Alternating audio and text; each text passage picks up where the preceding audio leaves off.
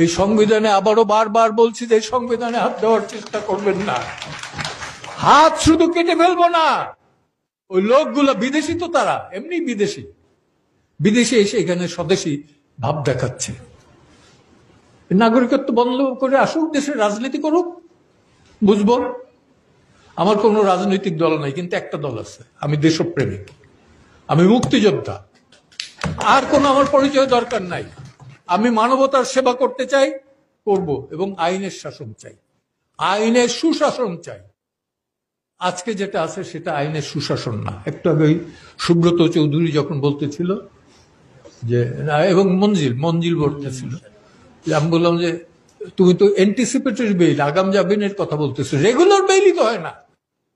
একটা লোক মাসের পর মাস 10 মাস ধরে জেলে আছে, বারবার আনা হয় না। আগস্ট, এই আগস্টের মামলা তো শোনা যাবে না কেন? কেন? একটা কথা বলি, এই দিন না দিন আরো আছে। আর 71-এর একটা গান আছে, বিচারপতি তোমার বিচার করবে যারা, আজ জেগেছে সেই জনতা। আমি বক্তব্য দীর্ঘায়িত করবো না, শুধু বলবো বিচারপতি তোমার বিচার করবে যারা, আজ জেগেছে সেই জনতা। ধন্যবাদ।